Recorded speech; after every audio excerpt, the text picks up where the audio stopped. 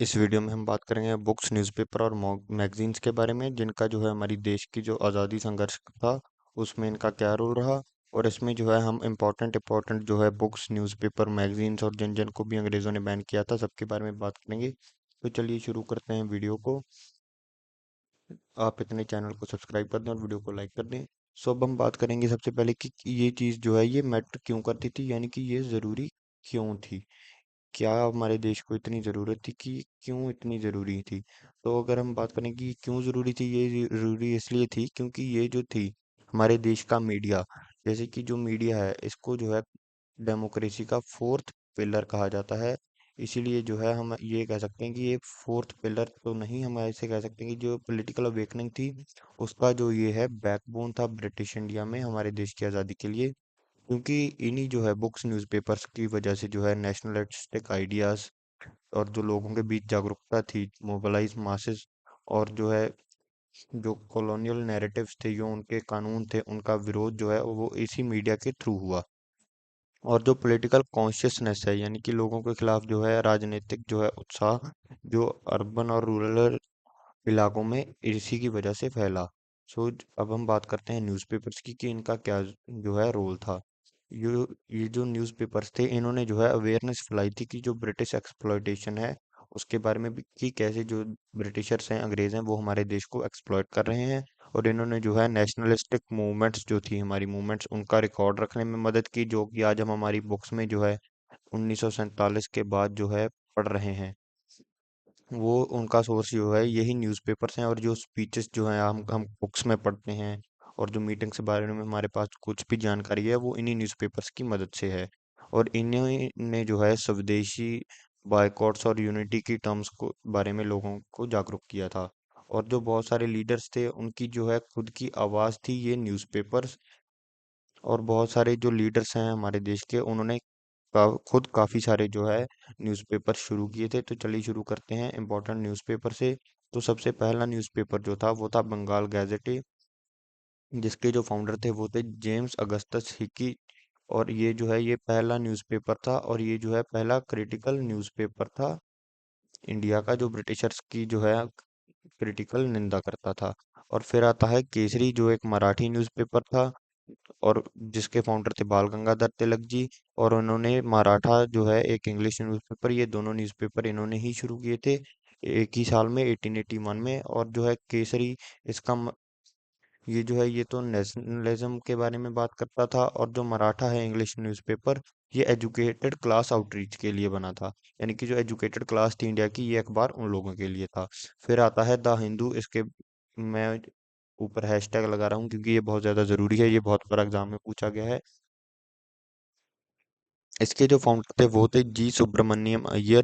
और इस न्यूज़पेपर का फोकस था मॉडरेट पॉलिटिक्स के ऊपर, और बाद में इन्होंने नेशनलिस्टिक मूवमेंट्स को भी कवर किया। और फिर आती है अमृता बाजार पत्रिका, जिसके जो फाउंडर हैं वो थे शिशिर और मोतीलाल घोष जी। और इनका जो है मेन फोकस वो था स्वदेशी और एंटी पार्टीशन पर। और फिर आता है यंग इंडिया और हरिजन, ये दोनों के दोनों न्यूज़पेपर जो है इनको महात्मा गांधी जी ने ही शुरू किया था। इसके ऊपर हैशटैग लगा लीजिए क्योंकि बहुत सारे लोगों को नहीं पता। अगर हम बात करें यंग इंडिया की, तो इसमें जो है वीकली पब्लिकेशन होती थी बहुत, और जिसमें अलग अलग से नए नए आइडियाज़ के बारे में बात होती थी और जो मूवमेंट्स हैं उनके बारे में बात होती थी। और जैसे कि हरिजन एक टर्म जो है हमारे देश में जो है दलित समाज के लिए गांधी जी ने दी थी। और इस अखबार में भी जो है वो भी दलित जो लोग हैं उनके हक के बारे में और हमारे देश का जो सोशल इशू है उसके बारे में बात की गई थी। और फिर आता है वंदे मातरम न्यूज़पेपर, जिसके फाउंडर जो थे वो थे बिपिन चंद्र पाल जी और अरबिंदो घोष जी।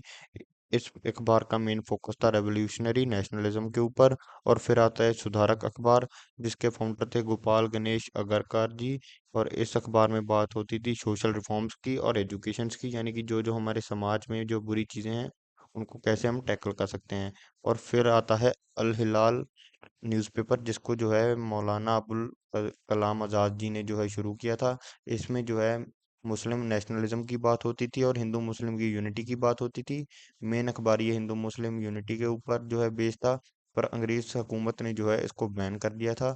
और फिर हमारे पास आता है इंडियन मिरर न्यूज़पेपर, जिसको जो है देवेंद्रनाथ टैगोर जी जो है इसके फाउंडर थे, और इसमें जो है ब्रह्मो समाज के आइडियाज और रिफॉर्म मूवमेंट्स जो है उसके बारे में बात की जाती थी। और फिर आता है द ट्रिब्यून, जिसके फाउंडर थे दयाल सिंह मजीठिया, और इसकी फाउंडेशन जो है पंजाब में हुई थी। इसमें जो बात है वो भी पंजाब बेस्ड नेशनलिस्टिक व्यू की होती थी। और ये जो दयाल सिंह मजीठिया जी हैं, ये कैसे हम कह सकते हैं परिवार से आते हैं। इस परिवार ने जो है ये सिख राज के दौरान भी जो है बहुत अच्छी खासी जो है अपनी इन्फ्लुएंस रखते थे, और उसके देश की आज़ादी के बाद भी, पोस्ट इंडिपेंडेंस के बाद भी जो है इस परिवार के लोग जो है जो पंजाब की जो पॉलिटिक्स है उसमें भी बहुत सारी इन्फ्लुएंस रखते हैं। और लास्ट में हम जिस अखबार में बारे में बात करेंगे वो है बॉम्बे क्रॉनिकल, जिसके फाउंडर थे फिरोज शाह मेहता। और इस अखबार में जो है लिबरल पॉलिटिक्स की बात होती है और अंग्रेज़ों का क्रिटिसिज्म होता है। और फिर अब हम आते हैं बुक्स के ऊपर, जिसमें बात हो रही है कि कौन सी बुक्स की बात हो रही है। जिन बुक्स ने जो है literature that lit the fire, यानी कि जिन्होंने जो है चिंगारी जला दी। और अगर हम बात करें बुक्स की इम्पोर्टेंस की, तो ये बुक्स ने जो है लोगों की आइडियोलॉजी को शेप करने में मदद की, मासेस को इंस्पायर किया, और जो है इनमें से ज़्यादातर बुक्स जो हैं ब्रिटिशर्स ने बैन कर दी थी। तो सबसे पहली जो बुक है वो है आनंद मठ, जिसको जो है बंकिम चंद्र चटर्जी ने लिखा था, और इसको जो है इंट्रोड्यूस किया गया था वंदे मातरम के जो है टाइटल से, जिसके कारण जो है रेवोल्यूशनरीज जो थे, क्रांतिकारी जो थे, वो इंस्पायर हो गए थे। और अगली बुक है इंडिया विंस फ्रीडम, जिसको लिखा था मौलाना अबुल कलाम आज़ाद जी ने। ये जो है एक फर्स्ट हैंड अकाउंट था इंडिपेंडेंस स्ट्रगल का, यानी कि हमारी आज़ादी संघर्ष का। और फिर आता है डिस्कवरी ऑफ इंडिया, जिसको लिखा था जवाहरलाल नेहरू ने। इसमें जो है इंडियन कल्चर की बात हुई है, हिस्ट्री की बात हुई है, और फ्रीडम फाइट की बात हुई है। और हिंद स्वराज बुक को लिखा था महात्मा गांधी जी ने।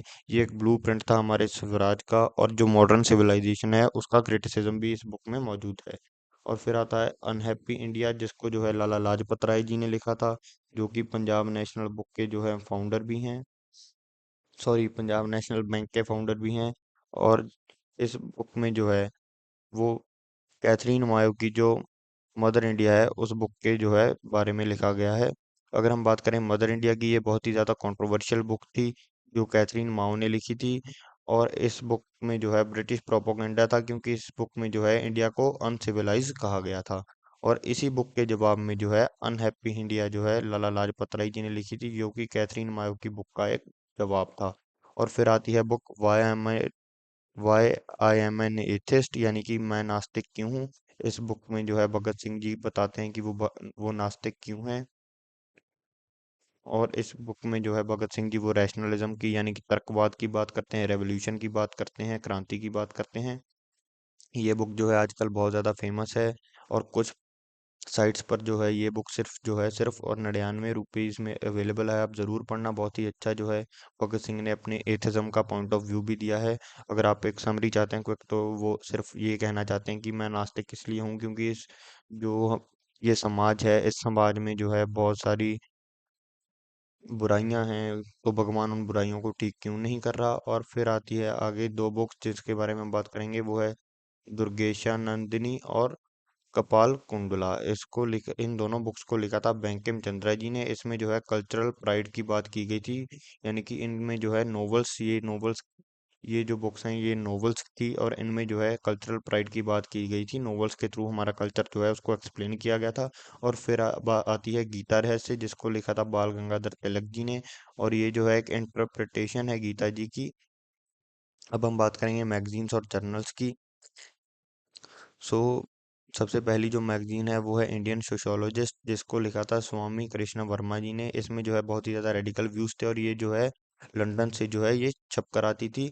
और ये अकेली ही जो है ऐसी मैगजीन नहीं जो है जो लंदन से छप कर आती थी। एक और जो है हमारी मैगजीन है जो विदेश से छप कर आती थी, वो थी गदर, जो कि यूएसए से छप कर आती थी, यूनाइटेड स्टेट से छप छप कर आती थी, जिसके जो है पीछे जो है गदर पार्टी थी। उसके बारे में हम बात करेंगे। और फिर उससे पहले हम बात कर रहे हैं द कॉमन व्हील की, जिसको जो है एनी बेसेंट जो है इसकी एडिटर थी। इसका मेन फोकस था होम रूल के ऊपर और इंडियन सेल्फ गवर्नेंस के ऊपर। और फिर आता है मॉडर्न रिव्यू, जिसको जो है रामानंदन चटर्जी ओन करते थे, और ये एक मॉडर्न नेशनलिस्ट थे, और इसी आइडियोलॉजी के ऊपर इनका जो है मेन फोकस था। और फिर आता है प्रबुद्धा भारत, जिसके जो फाउंडर थे वो स्वामी विवेकानंद जी थे। इसमें जो है इन्होंने इंडियन स्पिरिचुअलिटी और नेशनलिज्म की बात की है।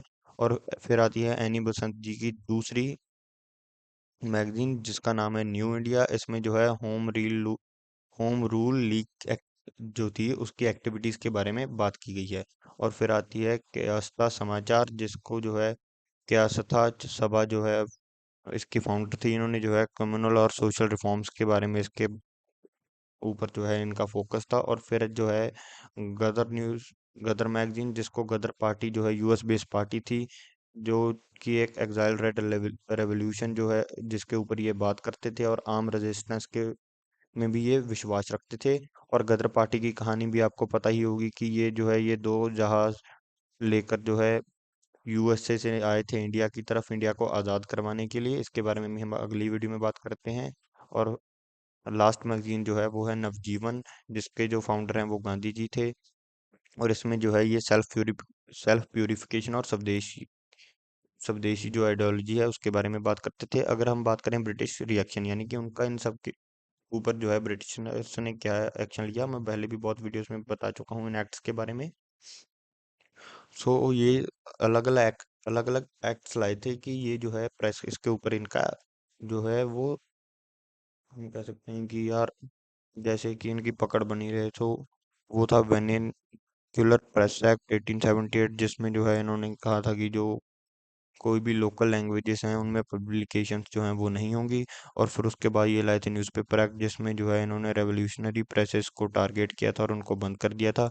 और फिर आया था इनका प्रेस एक्ट, जिसमें जो है इनके पास प्री सेंसरशिप पावर्स आ गई थी सरकार के पास कि वो सेंसरशिप लगा सकते हैं किसी भी प्रेस के ऊपर कि वो क्या छपवा रहे हैं और या कुछ भी कर रहे हैं, वो क्या लिख रहे हैं। और उनके ऊपर जो है अपहरण जो है वो सरकार का आ गया था। और इन्हीं जो है एक्ट्स के चलते जो है बहुत सारे एडिटर्स जो हैं उनको जेल में डाल दिया गया था और प्रेसेस के ऊपर छापेमारी हुई थी और बहुत सारी पब्लिकेशंस जो हैं उनको बैन भी कर दिया गया था। अगर हम इनके ओवरऑल कंट्रीब्यूशन की बात करें तो ये हमारे देश की आवाज़ बन गए थे, ये मोबिलाइजिंग टूल थे और इन्होंने जो हमारी हिस्ट्री है उसको डॉक्यूमेंट किया और लोगों को एक दूसरे के साथ जो है कनेक्ट भी किया। और ये एक रेजिस्टेंस प्लेटफॉर्म बन गया था, जिसके कारण जो है जो कॉलोनियल पॉलिसीज थी, अंग्रेजों की बुरी नीतियां थी, उनका जो है निंदा हुई। अगर हम बात करें इंपॉर्टेंट न्यूज़पेपर बुक मैगजीन्स की तो यहाँ पर आप देख सकते हैं न्यूज़पेपर जो है वो केसरी है, हिंद स्वराज, मॉडर्न रिव्यू, गदर और अल हिलाल। अल हिलाल को इसलिए बैन कर दिया था, ये हिंदू मुस्लिम यूनिटी की बात करती थी। गदर आर्म रेबिलियन की बात करता था। और जो मॉडर्न रिव्यू मैगजीन थी इसके मॉडरेट थॉट्स थे। और हिंद स्वराज जो बुक थी इसका विजन था स्वराज। और केसरी न्यूज़पेपर जो है वो असर्टिव नेशनलिज्म की बात करता था। So that's for today. Thank you.